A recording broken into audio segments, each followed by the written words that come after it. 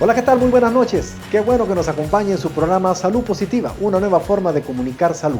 Esperando que a estas horas se encuentre en su casa resguardado, por supuesto protegido, pero sobre todo reconociendo la bondad de Dios a lo largo de este día. Es importante que usted sepa que hoy llegó a su casa gracias a la bondad de Dios. Esta noche tenemos un programa de lujo. Estará con nosotros el cardiólogo, el doctor Segura Maza, un cardiólogo de mucha experiencia que nos hablará acerca de las enfermedades del corazón. ¿Por qué sufre tanto el corazón? Y no es por cariño ni es por amor, sino por muchas enfermedades importantísimas que usted tiene que saber. También tendremos el apéndice del día, las noticias más importantes en salud y por supuesto que también su dosis de fe, una historia y un testimonio que hará que su fe se incremente. Acompáñenos, nosotros estamos listos para llevarles lo que mejor sabemos hacer, una nueva forma en comunicar salud.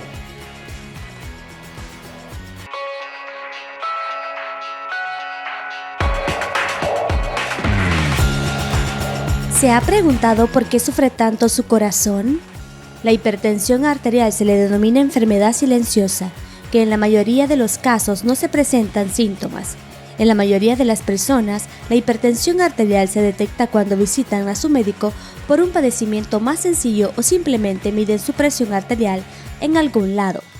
Las personas pueden sufrir cardiopatía y problemas renales sin saber que tienen hipertensión arterial. Compartiremos con usted un dato con el objetivo que se preocupe de su corazón. Las estadísticas dicen que el 80% de las personas que llegan a los 50 años serán declarados hipertensos. Para hablar del corazón, qué mejor que un cardiólogo reconocido con más de 25 años de profesión. Hoy nos acompaña el doctor Carlos Ernesto Segura Maza.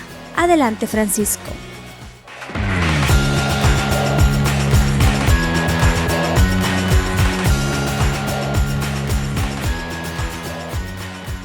Gracias, Verónica. Bienvenidos ustedes, mis amigos, a esta sección, la consulta médica de hoy. Se lo prometí. Médicos especialistas de primer nivel nos estarán acompañando a lo largo de este programa el tiempo que usted quiera que estemos con usted. Doy la bienvenida a nuestro cardiólogo, miembro del staff de este programa suyo, el doctor Segura Maza. Doctor. Francisco, ¿cómo le va? Gusto saludar. Gracias por estar con nosotros. Muy amable por la invitación. Gracias, doctor. Importante el corazón. ¿Por qué sufre tanto el corazón? Un órgano tan bondadoso que sufre tanto, doctor Segura Maza. Así es. Y no de amor, ni de romance. Pero sí, quiero decirles de que hay múltiples factores de riesgo que el corazón sufre, por lo cual hay que tomar en cuenta e informar a la población.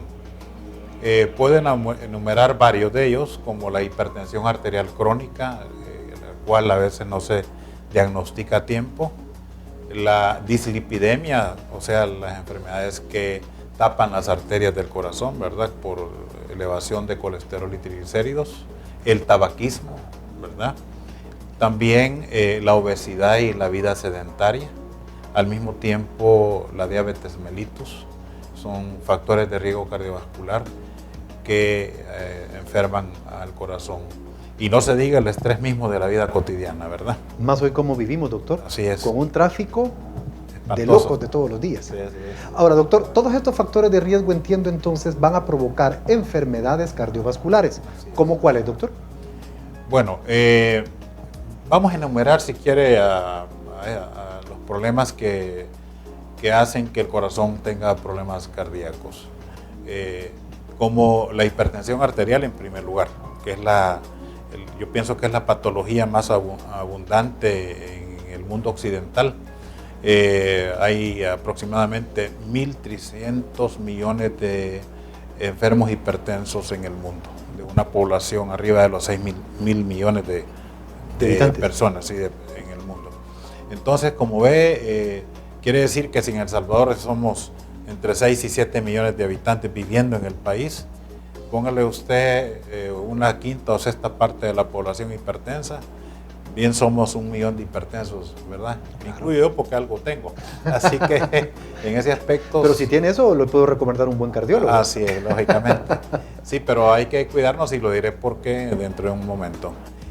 La hipertensión arterial, el problema de que tiene esta patología es que es subdiagnosticada o no diagnosticada a tiempo, ¿verdad?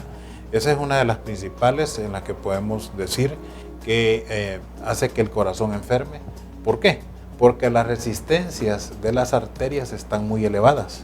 Entonces la bomba del corazón, que es el ventrículo izquierdo, al estar tratando de vencer esas resistencias, empieza a tener problemas y a engrosarse, a dilatarse, y por eso es que el corazón puede enfermarse. Y también las arterias coronarias sufrir ese desgaste que tiene usualmente la circulación luchando por la hipertensión arterial. Entonces por eso es que el corazón se afecta por tal problema. Doctor, ¿es cierto que el 80% de la población que cumplimos o que se cumplen los 50 años, óigame a mí, corrijo, no que cumplimos, sino que se cumplen los 50 años, padecen ya del corazón? Bueno, la edad antes era un paradigma para la enfermedad cardiovascular. Sabemos bien que la enfermedad cardiovascular adquirida, como la hipertensión arterial, la dislipidemia, que es el trastorno de los lípidos. Cuando me habla de adquirido, es decir que no es si mi papá lo tiene. No, hablo de... desarrollada con el tiempo. Con el tiempo, exactamente. No es congénita como cardiopatías congénitas. Correcto. Estoy hablando de la cardiopatía adquirida. Correcto. Hablo de este tema porque la edad no es un paradigma en sí. Tenemos pacientes que a temprana edad, a los 25 o 30 años, empiezan a enfermarse de hipertensión arterial, por ejemplo, o tener colesterol y triglicéridos elevados. Inclusive se sabe, según estadísticas, de que hay pacientes que a los 30 años han tenido un infarto porque tienen problemas de múltiples a esta edad, a los 30 años. Entonces, como ve, la edad no es un paradigma. No es un factor, no es. Pero sí, la enfermedad cardiovascular se supone que es una enfermedad más frecuente arriba de los 50 años, pero también la hipertensión arterial puede estar muy ampliamente difundida en personas arriba de los 60 años. Dígame algo, dicen que los hombres sufrimos más de problemas del corazón porque las mujeres nos hacen sufrir más. ¿O quiénes padecen más, doctor, las mujeres o los hombres? No, para nada. El sexo o género masculino, como le dicen ahora, es más propenso a tener enfermedad cardiovascular antes de los 50 años. Es porque las mujeres nos molestan mucho. Sí, pero el problema es que la mujer está protegida hormonalmente antes de los 50 años. Tienen un factor hormonal protector, ¿verdad? Y llegando a la etapa perimenopáusica, que son los 45 o 50 años, la menopausia hace de que también se revierta ese factor protector. Y ya después de los 55 años, 60 años, la mujer empata con el hombre. El score es igual, es similar el riesgo. Inclusive se dice que mujeres arriba de 65 años pueden tener eventos fatales en enfermedad cardiovascular más que en el hombre, ¿verdad? Y es que el corazón hay que cuidarlo. Tenemos 2 pulmones, podríamos vivir con uno. Tenemos 2 riñones, podríamos vivir con uno. El estómago podrían quitarnos un pedacito y seguir viviendo, pero el corazón solo tenemos uno. Y trabaja solo. Trabaja solo, así es. No lo puedo parar. Para nada. El brazo sí lo puedo parar, los ojos los puedo poner donde yo quiera, pero el corazón es solo. Así es. Tenía razón el profeta Jeremías cuando decía en Jeremías 17:9, dice, nada es tan perverso y engañoso como el corazón humano.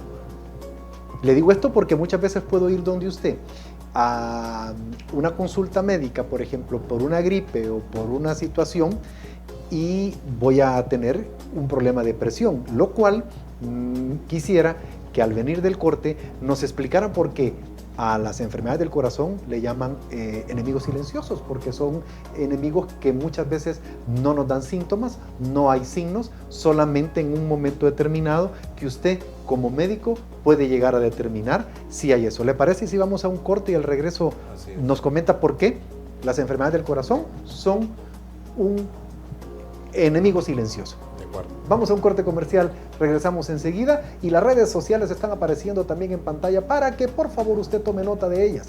Todas esas son estas plataformas que tenemos en este programa para que usted nos llame, para que usted nos diga, para que nos consulte o nos sugiera qué temas quiere que nosotros con mucho gusto desarrollemos en su programa Salud Positiva. Pausa y regresamos en un segundo.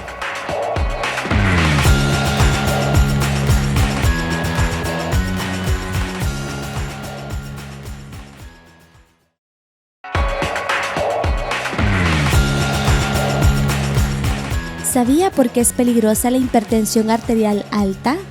Cuanto más alta es la tensión arterial, mayor es el riesgo de daño al corazón y a los vasos sanguíneos de órganos principales como el cerebro y los riñones. La hipertensión es la causa prevenible más importante de enfermedades cardiovasculares. Si no se controla, la hipertensión puede provocar un infarto de miocardio, un ensanchamiento del corazón y a la larga, una insuficiencia cardíaca. Los vasos sanguíneos pueden desarrollar protuberancias, neurismas y zonas débiles que los hacen más susceptibles de obstruirse y romperse. La tensión arterial puede ocasionar que la sangre se filtre por el cerebro y provocar un accidente cerebrovascular. La hipertensión también puede provocar deficiencia renal, ceguera y deterioro cognitivo.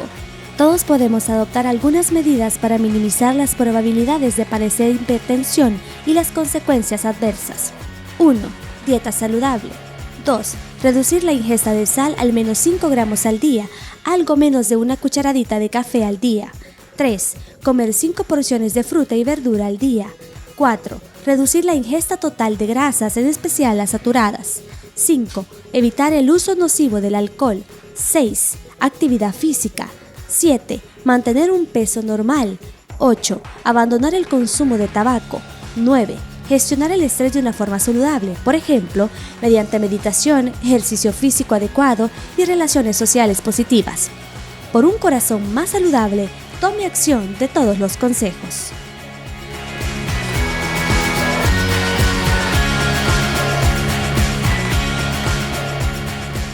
De regreso en su sección La Consulta Médica de hoy. El corazón, un órgano tan importante, tan lindo, y ¿por qué sufre tanto? Dice el doctor, no precisamente de amor ni de cariño, sino por las enfermedades cardiovasculares, un mal que acecha toda la población y las cuales se llaman silenciosas.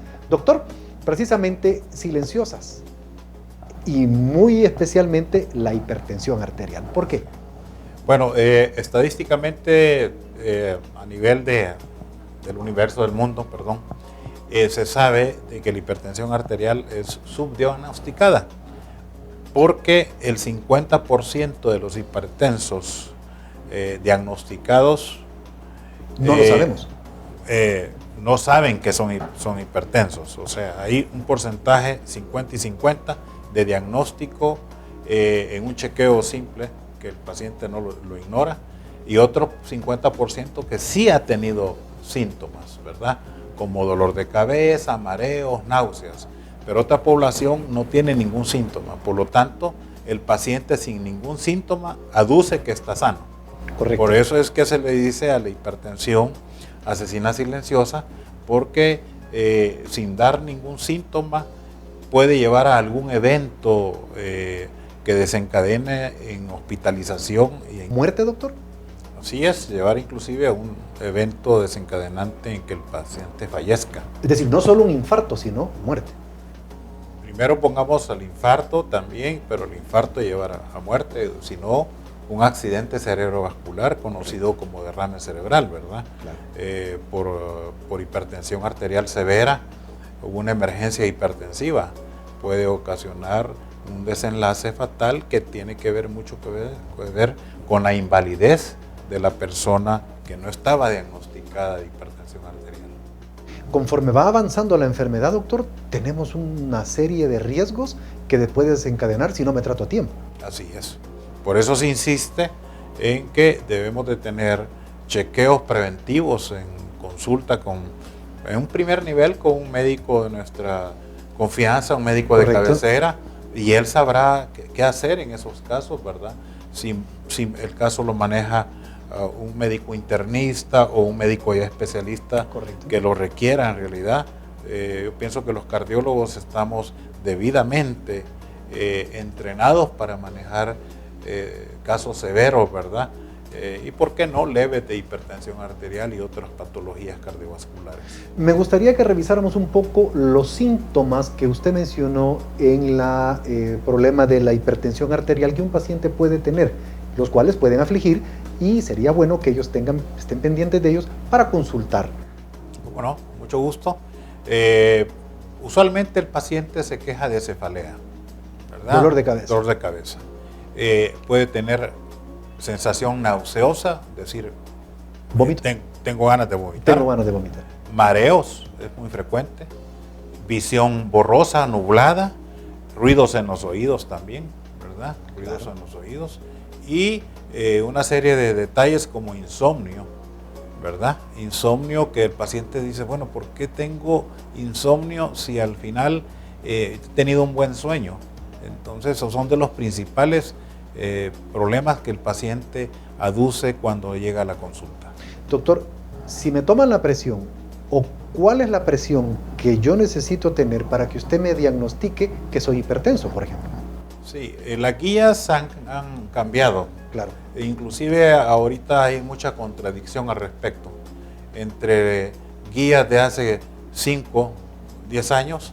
En la actualidad tenemos unas guías que están en contradicción un poco, y hay guías europeas, guías canadienses, guías ingleses y guías de la Asociación Americana del Corazón.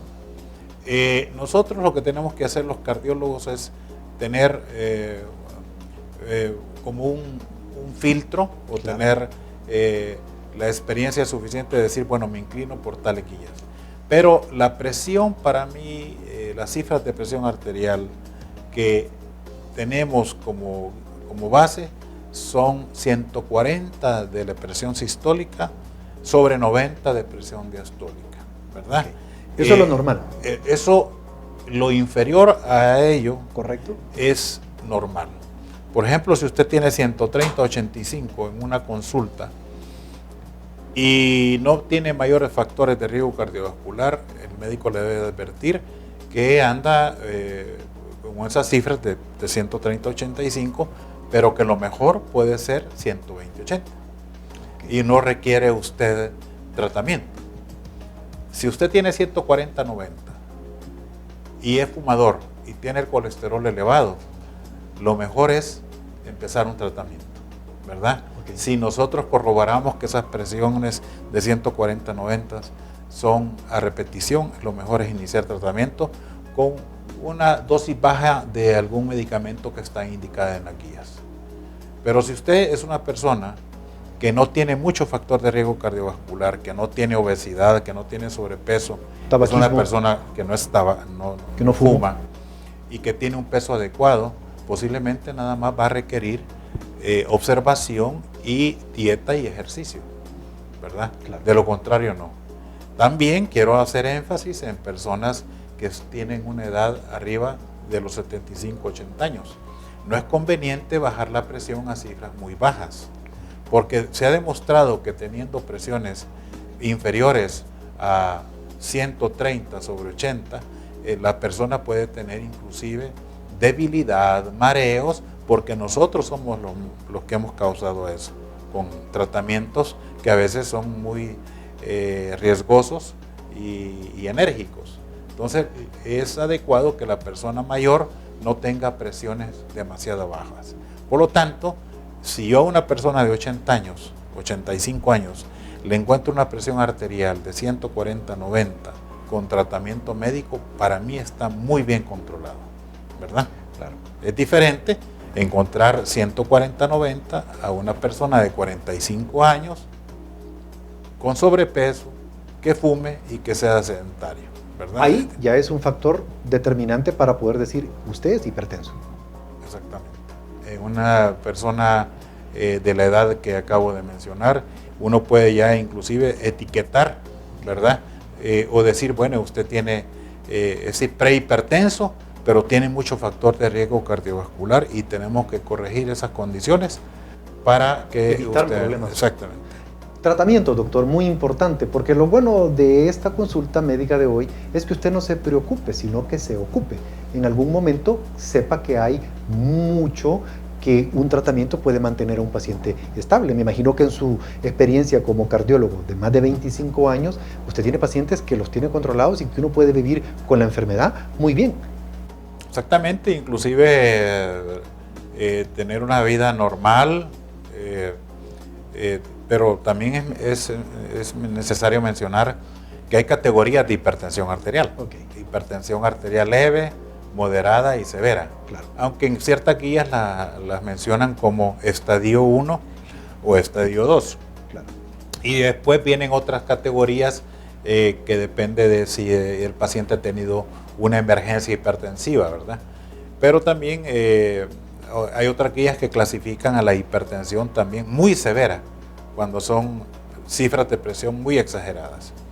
¿Qué hacer? Nosotros tenemos múltiples escoges y selecciones de medicamentos que están ya estipulados dentro de la literatura médica, ¿verdad? Y hay tratamientos, doctor, que en una tableta, que en un comprimido vienen 3, 4 de un solo. Exactamente, así es. O monoterapia. Correcto. O terapia varios combinada, medicamentos, correcto. terapia combinada. Se dice, estadísticamente, tenemos la seguridad que el 60 al 70% de los hipertensos se controlan con 2 o 3 antihipertensivos. ¿De un solo? Sí, o sea, usted no lo va a controlar a ese paciente por las cifras de presión arterial con un solo medicamento. Tengo que ocupar 3. Tengo que ocupar 3 o 2. o 2. Puede ser que ese medicamento a nivel privado usted lo encuentre. En una consulta privada lo encuentre usted combinado dentro del mismo comprimido. Pero en instituciones públicas posiblemente no haya esa facilidad y se le dé 2 o 3 comprimidos de diferente clase, debido a que se sabe que, y eso quiero hacer enfático, que si usted aumenta dosis de cierto medicamento en dosis máxima, los efectos colaterales se incrementan y la tolerancia disminuye. Okay. Por lo tanto, si usted tiene X medicamento, ¿verdad? O Y medicamento con dosis adecuadas y mezclados, el paciente puede tener un óptimo manejo de hipertensión arterial. Y una vida tranquila. Tranquila, cotidiana, vivir lo mismo que va a vivir un no hipertenso. Pero para vivir lo mismo que va a vivir un hipertenso, doctor, me gustaría, para terminar la entrevista, que siempre le pedimos a usted que le extienda a nuestros amigos una receta. ¿Cuál sería su receta en este caso para toda la audiencia? Bueno, yo pienso que lo mejor será cuidarnos en los hábitos de comer, ¿verdad? Hacer ejercicio, evitar el tabaco todo lo que se pueda y disminuir las bebidas alcohólicas al mínimo. Eso sería mi consejo. Y chequearse. No, eso lógicamente se impone, chequearse, buscar llegar al médico para tener la seguridad de que uno está en buena salud. Listo, doctor. Agradecemos mucho que haya estado con nosotros y esta es su casa y esperamos que esté con nosotros nuevamente. Gracias, muy amable. Gracias, doctor. A usted, amigo televidente, lo más importante de la consulta médica es que pueda usted identificar algún factor de riesgo que puede identificar que usted está padeciendo de la enfermedad. Y lo más importante es que no se preocupe, se ocupe, que vaya donde su médico. Porque recuérdese que nosotros podemos darle toda la información que usted necesita, pero la parte más importante en la salud siempre la pone usted. Por su salud, cuídese. Vamos a un corte comercial, enseguida regresamos en su programa Salud Positiva.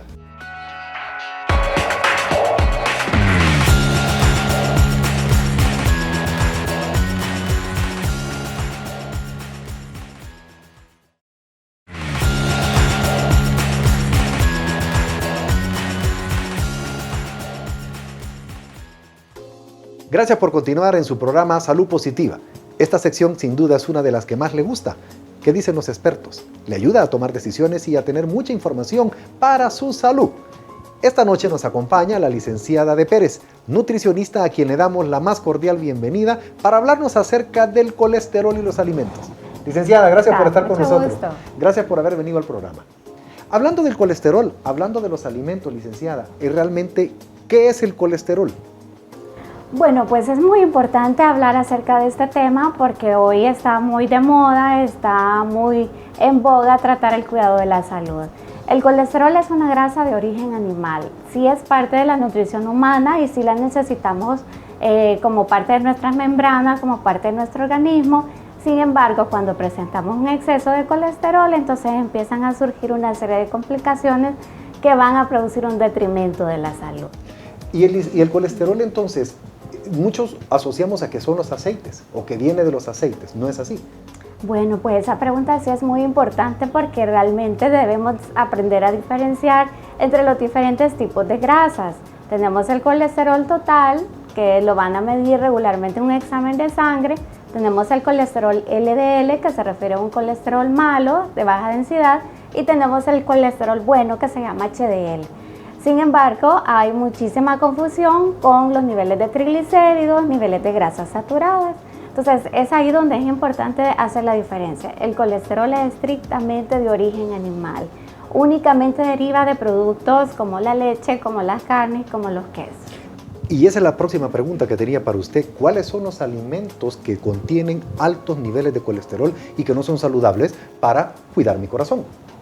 Ok, bueno, ahí tendríamos que empezar a tratar un poquito de los alimentos que hasta el momento han sido los favoritos de los salvadoreños, pero no quiere decir que son los más saludables. Sin duda alguna, muchos nos van a estar cambiando de canal o bajarle el volumen porque no quieren escuchar cuáles son esos alimentos. Sí. Es muy importante saberlo, licenciada. Sí, definitivamente, porque es necesario para el cuidado de la salud. En primer lugar, tenemos que hablar de las carnes rojas y los embutidos. Entonces acá tenemos que mencionar salchicha, chorizo, salamis, el tocino, el chicharrón, que es una de las materias primas para hacer las pupusas, que es el plato típico local. Luego tendríamos que hablar de los cortes de carnes más ricos, los más suavecitos, como el lomo y el puyazo, normalmente tienen mayor cantidad de colesterol. Qué bueno que no mencionó la entraña. Pero también tiene, sí, tiene una cantidad bastante alta. Y luego pues tendríamos que hablar de los derivados de los lácteos. Los quesos, los duros, los procesados, los quesos amarillos tienen mayor cantidad de grasa en relación a un queso fresco, a un requesón o a una cuajada. El queso fresco, el requesón y la cuajada entonces sí son bajos en colesterol. Sí son bajos. Aunque también hay otros alimentos importantes que hay que hacer del conocimiento del público. Por favor. La yema del huevo, cuando se consume en cantidades excesivas y cuando las personas tienen sobrepeso, tienen obesidad, sí pudiera llegar a incrementar los niveles de colesterol. Y luego pues los mariscos, como los camarones, también tienen una fuente importante. Bueno, qué importante es saber cuáles son los alimentos que tienen colesterol. En un próximo programa quisiera que nos hablara un poquito acerca de aquellos que podemos comer con libertad, que no tienen colesterol y que nos ayudan a tener una dieta y una vida saludable. ¿Le parece? Con muchísimo gusto. Muchas gracias, Sí. licenciada, por haber venido a este programa. Esperamos que esté con nosotros nuevamente.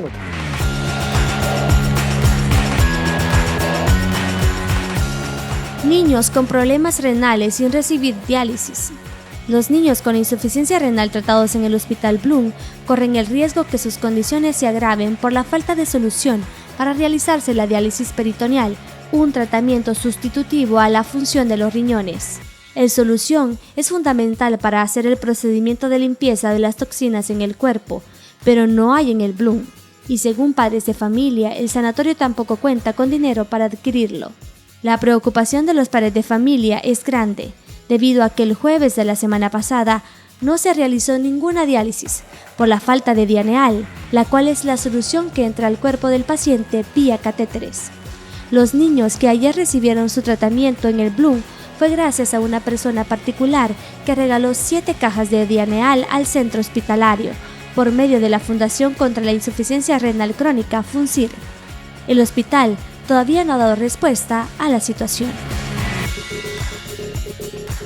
Caso de paciente supera capacidad de Policlínico Sacamil. Un paciente urge de una cirugía de cataratas, pero también padece condiciones que complican su caso.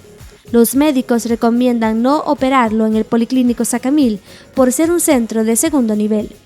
La cirugía de cataratas de un paciente del Instituto Salvadoreño del Seguro Social ISS ha tenido que ser suspendida ante la falta de un centro de atención al que pueda realizarse, denunciaron oftalmólogos de la institución. El paciente ha sobrellevado un calvario de continuas suspensiones de la operación, mientras que su visión se sigue deteriorando. Según consta en notas médicas de su caso, en las primeras ocasiones se debía a que aún no estaba suficientemente estable, y en la actualidad es porque su condición supera la capacidad de Policlínico Sacamil.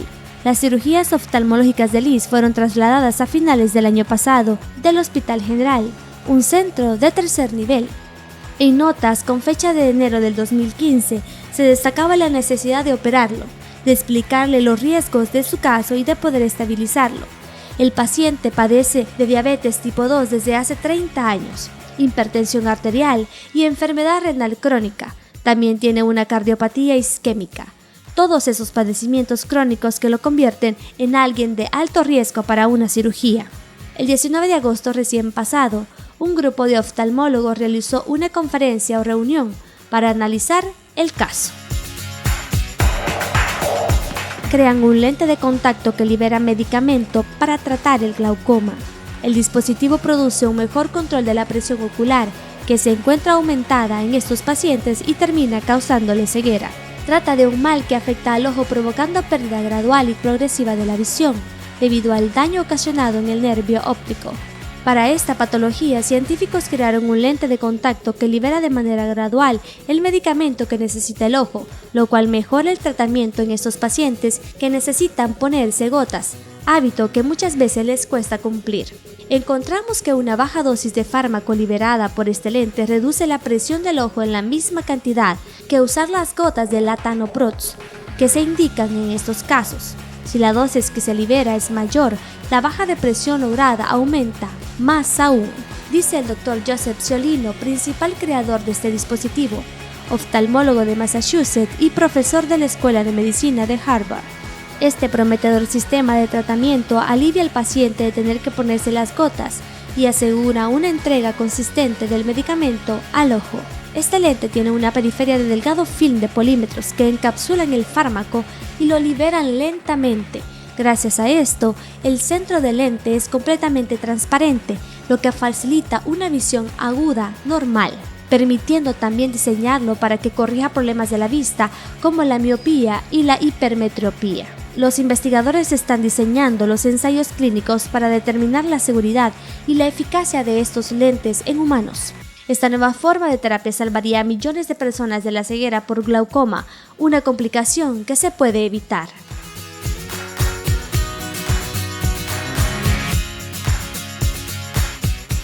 En su sección Dosis de Fe, conoceremos la historia de un siervo de Dios, al que no se le hizo nada fácil el camino.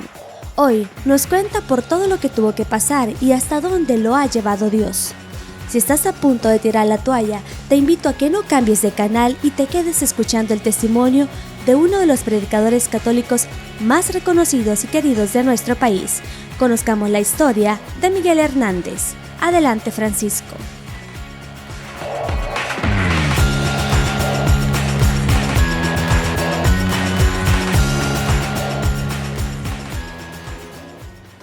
Esta noche en su sección Dosis de Fe, en esa salud para su espíritu, para su alma, nos sentimos muy contentos. Esta noche tenemos un rostro conocido de la casa y conocido por todos ustedes.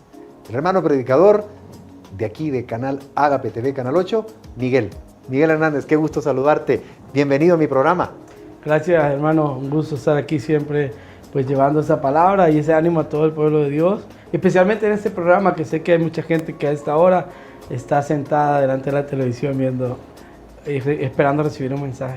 Yo siempre comienzo mi programa, Miguel, diciendo que a esas horas de la noche yo espero que todos estén en su casa, sí, resguardados, pero sobre todo reconociendo la bondad de Dios a lo largo del día. Claro. Eso es importante, ¿no? Claro. Miguel, predicador, más de 13 años de servicio al Señor, qué importante. Me llama mucho la atención y quisiera que nos dijeras y que nos contaras, que sé que mucha gente está queriendo saber de ti.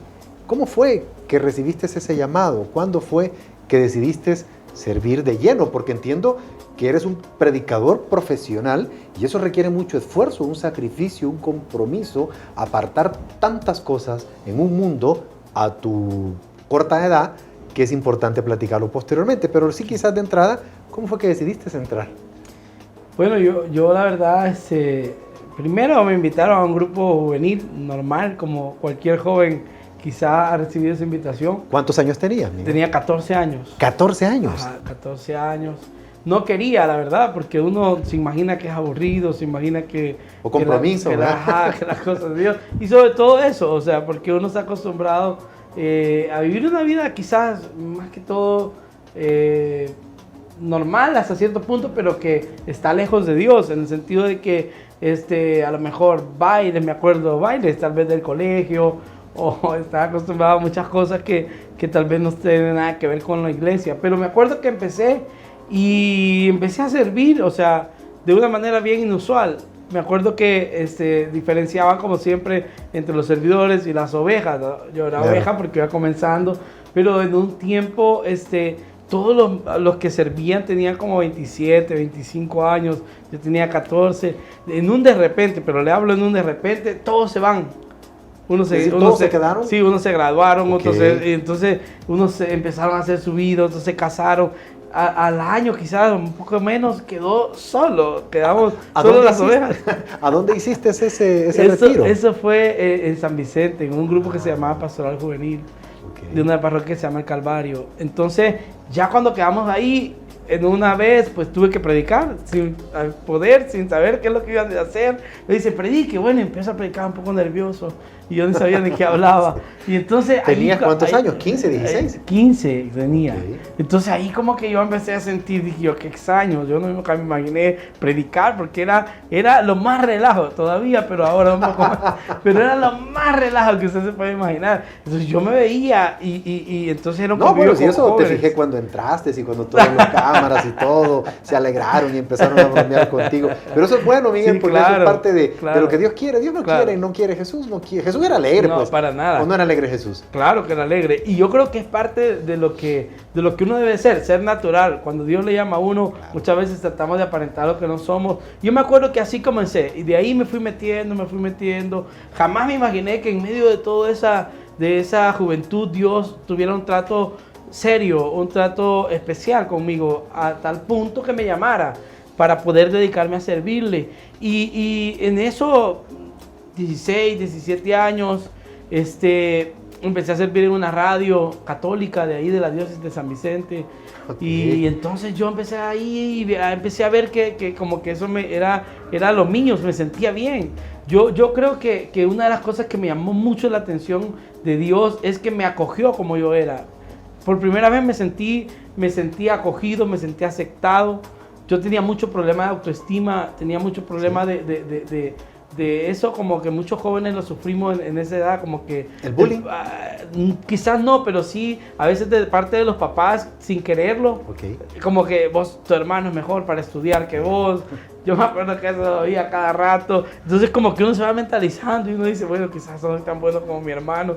Yo tengo un hermano mayor, sí, entonces... No. En ese tiempo sentías esas comparaciones. Sentía esa comparación. Sí. Pero el punto es que ya por muchas cosas yo me sentí aceptado, me sentí amado. En ese momento, en el primer retiro que yo hice. Ahora, y a lo largo del servicio. Me llama la atención, estabas tan con corta edad, el mundo te ofrecía todo, estudios, claro. Carreras profesionales, tenías la oportunidad de salir profesional de, qué sé yo, dedicarte a otra cosa.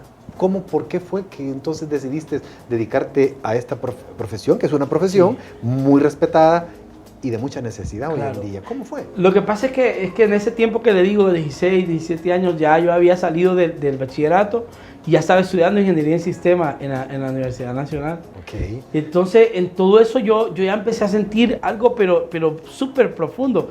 Jeremías dice, había algo, yo no puedo callar porque hay un fuego que me quema por dentro. Sí, sentía algo que me quemaba a tal punto que yo estaba estudiando, no me sentía pleno, no hallaba qué hacer, me sentía confundido, empecé a pensar, dije yo, a lo mejor esta es cosa mía, pero cuando yo iba a la iglesia se me olvidaba todo. ¿Y cómo fue tu juventud? ¿Fue llena de amigos, amigas, novias? ¿Eras perverso, eras travieso, eras...? Cuando iba al colegio era lo peor que se puede imaginar. Tenía 2, 3 novias, 5. Hoy que no esté viendo el programa, la esposa. No, así iba a bailes, o sea, todavía yo, como le repito, yo tenía una vida normal como cualquier joven. Pero te llenaba más la actividad religiosa. Pero cuando llegaba a la iglesia, yo sentía que mi mundo se transformaba, me sentía pleno. Yo podía andar relajando y todo lo demás, pero ya llegando a la iglesia y sobre todo hablando de Jesús, yo me sentía pleno. Entonces, en todo eso, sentí que eso empezó a tener más poder que el ser una persona normal, en el sentido de que una carrera de la que yo estaba estudiando sentía que no era para mí. Allí empecé a tener problemas con mi papá. Y eso te iba a preguntar, porque es importante saber el apoyo de la familia en ese momento. ¿Cómo fue? El punto es que usted me pregunta cómo es que yo me llegué a decidir para poder dedicarme a tiempo completo, fue ahí, cuando yo empecé a ver de que mi papá, obviamente porque él es una persona que ha estudiado, es un licenciado, ha sacado maestrías, y entonces es una persona muy académica, dedicada, claro. Entonces obviamente él quería que fuera igual o lo mejor que él, entonces claro. Él empezó a decirme, ¿sabes qué? Obviamente por el mismo amor que me sentía, claro, por supuesto. Y porque él no estaba dentro de nada de la iglesia. Y no estaba de acuerdo con que llevaras esa vida. Quería algo supuestamente para él mejor, una aspiración, que tuvieras una aspiración en la vida mejor que dedicarte a la prédica. Eso, y me decía, mira, ¿sabes qué? O sea, yo creo que estás loco, o sea, yo creo que estás mal, ¿sí? Estás mal. Y entonces, cuando yo empecé a sentir el rechazo de él en ese sentido, yo empecé a confundirme aún más. Y yo dije, ¿qué estoy haciendo? O sea, estoy jugando con mi futuro, que tanto me lo mencionaba él. Me decía, ¿sabes qué? Si no estudias lo que yo te digo, o sea, o una carrera, estás mal, vas a ser un fracasado. Entonces, eso te balanceó un poquito. Sí, eso empecé yo como que, ¿qué hago? O sea, que estoy jugando con lo que mi papá dice, que para hacer, o sea, estoy jugando con mi futuro. Entonces llegó un momento, mire, donde yo ya no aguanté. Y ya no aguanté la presión de la iglesia, la presión de él, la presión del estudio. Y ya dije yo, bueno, aquí Dios me tiene que sacar de esto. Dios te tiene que iluminar. Dios me tiene que hablar, Dios me tiene que decir qué hacer.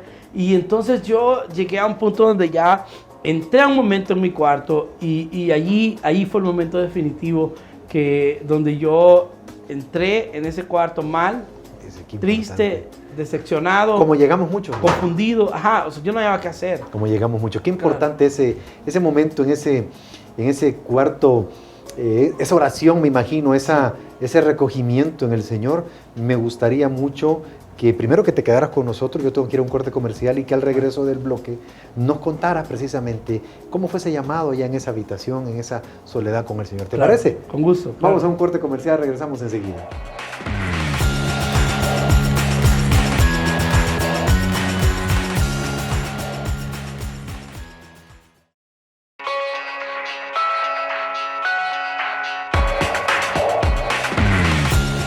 Estamos de regreso a su programa Salud Positiva, esta sección dedicada para la salud espiritual, para su salud del alma, platicando con un rostro conocido. Jamás me imaginé, Miguel, que tuvieras tantas historias. Te había visto en televisión y nunca me imaginé estas sorpresas. Es muy agradable esta plática contigo, ¿viste? Gracias. Ahora, decinos por favor, nos quedamos en ese momento en el que entraste al cuarto cuando decidiste que ya no más.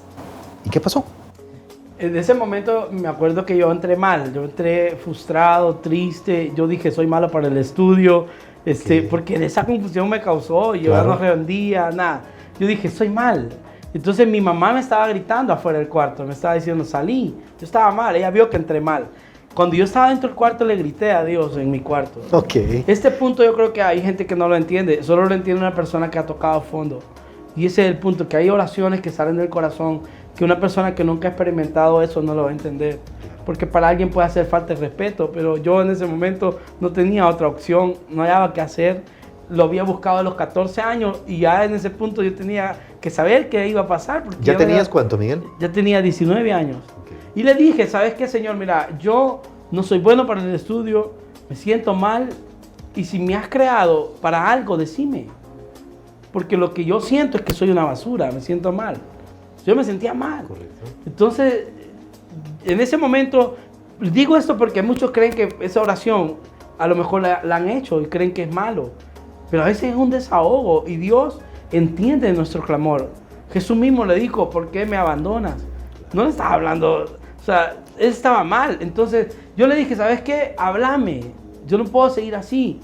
Y oí una voz clara en mi cuarto que me dijo, te he escogido, te he llamado para que me sirvas a tiempo completo. Wow. Cuando me dijo así, yo le dije, pero me estás pidiendo los mejores años de mi vida. 19, 20, 21, 22, yo tengo fuerzas para todo. Me estás pidiendo a esta edad. Y mi papá dice, le dije, Sí. que si no estudio soy un fracasado. ¿Cómo crees que te sirva? Y me dijo, yo te voy a dar todo lo que el estudio te puede dar. Te voy a bendecir, te voy a ayudar. En ese día me dijo, te voy a levantar en un tiempo donde va a haber hambre y sed de mi palabra. Yo no sabía que eso estaba en la Biblia. Y eso está en Amós, capítulo 8, versículo 11. Vendrá un tiempo en que habrá hambre y sed, no de pan ni de agua, sino de mi palabra. Y me dijo, para ese tiempo te levanto y a la edad de los 30 años te levanto. Yo me quedé así. Y yo le dije, está bien, yo acepto. Ok. Se fue eso, me sentí tranquilo y empezó otro caminar. Porque ya en ese tiempo, ya 19 años, ya era una cuestión de decidir. O sea, yo Sí. ya no podía seguir estudiando lo que estaba Claro. estudiando. Y tenías que decidirte porque el tiempo avanzaba, ¿no? Y tus Eso. compañeros y las clases y el estudio y la presión de tu familia. Eso, la presión de mi familia más que todo. Yo dije, bueno, papá, hasta aquí llegué. Yo ya no voy a seguir estudiando lo que estaba estudiando. Voy a servir a Dios a tiempo completo.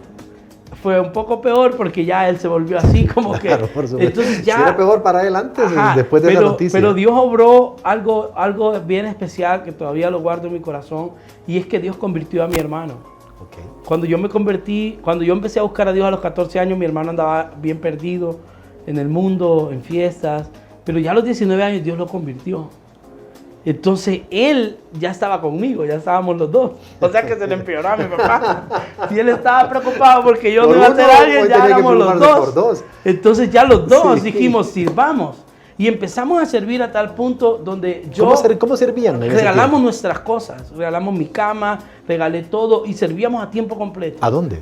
Servíamos en la parroquia que se llama San Antonio de Padua, en San Vicente. Servíamos a tiempo completo. De 6 de la mañana comenzamos en misa, a 11 de la noche, 12 de la noche, y nos quedábamos donde cualquier hermano. No teníamos ropa, no teníamos dónde dormir. O sea, ¿te no fuiste de teníamos- tu casa? Nos fuimos de la casa. O sea, no nos fuimos en el Claro, por sentido, supuesto. pero no llegábamos por pena. Ok. Porque sabíamos que no estábamos Que había lo un rechazo, quizás. nuestro papá no quería que fuéramos lo que estábamos siendo. Entonces, cuando andábamos así, éramos felices. Y les cuento yo fuera de cámara a Verónica que allí en ese momento la única comida que teníamos segura era una a las 3 de la tarde con unos mendigos. Llegaba gente ebria, llegaban mendigos. En la parroquia misma donde servíamos, Claro. había gente que le daba de comer a los mendigos y a los abuelitos. Y yo estaba ahí comiendo mi plato de comida a las 3 de la tarde. Era el único tiempo que yo tenía de comida seguro. Entonces nosotros estábamos ahí comiendo, no teníamos ropa, nos vestíamos de ropa regalada, de ropa usada. La gente nos regalaba ropa usada, nosotros nos vestíamos con esa ropa. Y en ese tiempo sí me acordaba y como que de repente caí en cuenta que estoy ¿Qué haciendo. dejaste? Ajá, Así como el hijo pródigo se recuerda, dice, ¿verdad? Y ahí es donde yo volvía, fíjese, a mi casa cuando no estaban mis papás. Estaba mi abuela, que en paz descanse. Ya tiene como 3 años, está en la presencia de Dios. Y mi abuela estaba ahí y yo llegaba y le decía, abuela, ya no aguanto. Quisiera ser una persona normal. Y me decía, no, hijo, camine. Siga adelante, no se rinda. Porque Dios lo va a levantar, Dios le va a ayudar. Váyase. Y yo salía llorando. Y mi abuela se quedaba así. Y yo decía, mi abuela no me entiende. Pero mi abuela me empujaba a seguir caminando. ¿Y O dónde sea, dormías, Miguel? dormíamos donde unos amigos, dormía atrás del altar de la parroquia. El sacerdote en ese tiempo tuvo mucho que ver contigo, Sí, con tu claro, formación. él sabía de todo lo que hacíamos, Y sabía que nos dedicábamos tiempo completo. Y ese tiempo completo era limpiar la iglesia. No, más que todo era predicar, andábamos de casa predicar. en casa predicando, orando por los enfermos, vimos, no tiene idea de cuántos milagros, ahí fue donde yo empecé a experimentar eso, por eso hoy predico así, porque en ese tiempo yo vi como paralíticos, ciegos, sordos, fueron sanos por el poder de Dios. A lo mejor Dios honró nuestra entrega, que lo dimos todo. Y así, o sea, ese tiempo fue como que fundamentó Dios en nuestro corazón, en medio de todo, ese llamado que en un principio quizás yo no entendía mucho, ahí lo terminé de comprender. Por eso yo digo una cosa, mire, que nadie entiende a Dios arriba, sino que desde abajo. Miguel, si tuvieras ahora de nuevo 19 años, 20 años, ¿volverías de nuevo a escoger el camino de servir a Dios? Sí, lo único que, como era malo para matemática y me dijo a los 30 años, le hubiera dicho, hoy le dijera, ¿sabes qué? Mucho tiempo. Échame la mano y que pasé unos 2 años. Ahora, Miguel... No, pero sí lo hiciera. Claro, no, qué claro. bueno. Yo sé que sí. Miguel, y los amigos, y en ese tiempo tuviste amigos que se quedaron contigo, pero también tuviste amigos que se separaron de ti, que te criticaron, que no te comprendían. Bueno, si tu misma familia no te comprendía, tus amigos más. Sí. ¿Hubo eso? Sí. ¿Ese rechazo? El rechazo. Lo único que ya después como Dios va llenando todo y la misma gente se vuelve como familia, los pocos que nos habíamos dado a la obra, ya como que la cosa va cambiando, ya uno se siente diferente, sabe que eso existe, pero no le roba la paz, sino que es como un empuje a seguir creyendo, a seguir caminando. Y ese momento fue como que nos dimos de todo corazón. Mi hermano había egresado de la carrera de Ingeniería en Sistemas y dejó todo por servir al Señor. ¿Y él todavía sirve? Él ahora está en Estados Unidos, pero todavía, o sea, él está con nosotros siempre sirviendo. Miguel, y ahora ya enfrente de cámaras, enfrente de radios, en eventos en iglesias, en prédicas que según tengo entendido son muchas las que das, muchas las que tenés la oportunidad de ir. ¿Eso te llena? ¿Eso hoy decís valió la pena? Ahora sinceramente yo puedo ver el resultado de todo lo que Dios había prometido cuando yo tuve 19 años. Yo creo firmemente que vale la pena y creo que este es el tiempo que Dios me había prometido. ¿Pasaste hambre, pasaste frío, viviste de caridad, como decís? Claro. Y ahora vivís bien. Ahora veo la mano de Dios, yo soy agradecido. ¿Tú ves la bondad de Dios en tu vida? Yo ahora estoy casado, tengo 2 hijos. Yo veo la mano de Dios como Te iba a Dios preguntar es bueno. 3 cosas en las que había visto la bondad de Dios. Sí, y te anticipaste con 2. Estás casado y tenés tus hijos. ¿Y la otra? ¿Podría ser? Pues la otra, ¿servirle? la verdad, servirle. Pero en medio de mis hijos también la mano que Dios puso sobre mi esposa. Porque la Biblia dice que el principio de la prosperidad es encontrar una buena mujer. Claro. Entonces, en medio de todo, de esos 10 años que pasaron, hoy tengo 31 años. Entonces, a esta altura, yo he visto la mano de Dios y la estoy viendo. Y en una palabra puedo describir a Dios. Dios es increíble. Es increíble lo que Dios puede hacer con una persona. Y yo le digo a todo joven, a todo adulto, que no se rinda, que no se resigne a ser una persona normal. Si Dios ha puesto un sueño en tu corazón, aunque no tenga los recursos, camina, sigue, créele a Dios, que en el camino Dios va a proveer, Dios va a ayudar, porque Dios bendice a la gente cueruda, la gente que persiste, la gente necia, la gente que insiste, porque eso es lo que Dios bendice en el corazón de una persona. Dios es fiel. Y yo pude ver que primero el reino y todo lo demás viene por añadidura. Miguel, la verdad es que pasaríamos horas hablando contigo, pero como tú que sos alguien de televisión, sabes que el tiempo aquí es oro, ¿verdad? Claro, no, yo sé. Vamos a ver si Verónica, nuestra productora, nos ayuda a que en tu agenda puedas estar con nosotros otro día, quizás tocando temas importantes para los jóvenes. Claro, Me gustaría que un habláramos a los jóvenes, porque ese es el mensaje. Te iba a preguntar un mensaje para los jóvenes. Y te anticipaste porque dijiste todo lo que querías decir a los jóvenes. Pero quiero que sea tu mensaje de despedida. Aquel joven que tiene esa presión y sirviendo a Dios se sale adelante. Yo te pido que por favor, son tus cámaras, te las presto esta noche. Gracias. Para que por favor des ese mensaje, Gracias. Miguel.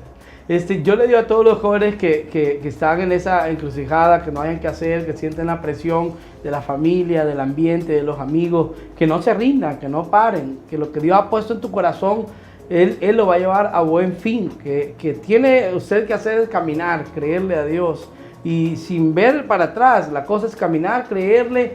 Yo soy testigo, yo lo logré, con Dios sí se puede, Dios bendice a manos llenas y llegará un tiempo donde también hay una palabra, con esto termino rapidito. Sara, dice la Biblia, que se sentaba quebrantada a clamarle a Dios porque no tenía hijos. Pero después se sentó quebrantada de alegría porque Dios le había bendecido. Yo creo que ese tiempo también se cumple en cualquier joven. Hay un tiempo de siembra, pero la Biblia dice que después se cosecha entre gritos de alegría. Hay un tiempo donde también vas a estar ahí, pero ya tus lágrimas van a ser de gozo, de alegría, de ver de que Dios ha sido fiel y que te levanta sobrenaturalmente. Bueno, Miguel, nos has levantado a todos y nos has dado de esperanza y fe. Eso es lo importante de esta sección Dosis de Fe. Muchas gracias por haber estado en mi programa. Te deseo la suerte del mundo. Que Dios te bendiga siempre. Amén. Amén. Gracias. Un gusto, a usted, amigo televidente, muchas gracias siempre por su fiel sintonía. Nuestras redes sociales siempre están pendientes de lo que usted quiera mandarnos, de lo que usted nos quiere decir. Queremos invitarlo también para que este próximo sábado 24 de septiembre no se pierda el gran concierto de Atenas. Esta música que usted está escuchando en este momento precisamente es una alabanza de Atenas. Atenas estará en el país este sábado 24 celebrando un aniversario más de la radio El Salvador del Mundo allá en Citco. Esté pendiente, ahí está apareciendo en sus pantallas la información de cuándo y dónde será. Muchas gracias, continuamos con más.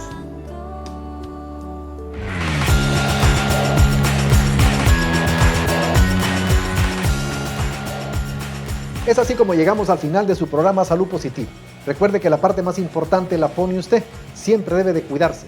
Queremos saber su opinión, queremos saber sus comentarios, queremos saber qué enfermedad quiere que le llevemos hasta la intimidad de sus hogares. Así llegamos al final de un programa más, siempre agradeciendo su fiel sintonía y siempre recordándole, si hoy no fue un buen día, tranquilo, sonría, fue solo eso, no la vida. Mañana será mejor. Que Dios le bendiga y lo veo el próximo lunes.